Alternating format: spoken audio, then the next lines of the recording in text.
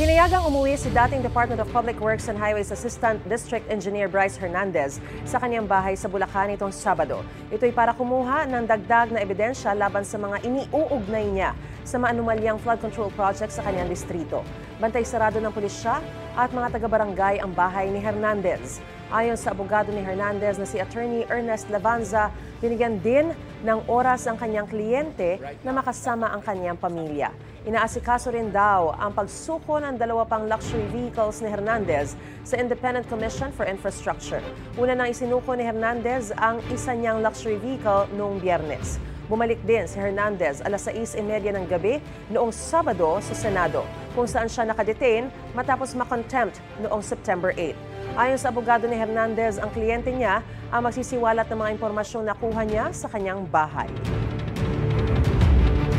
Gusto mo bang mauna sa mga balita? Mag-subscribe na sa GMA Integrated News sa YouTube at tumutok sa unang balita.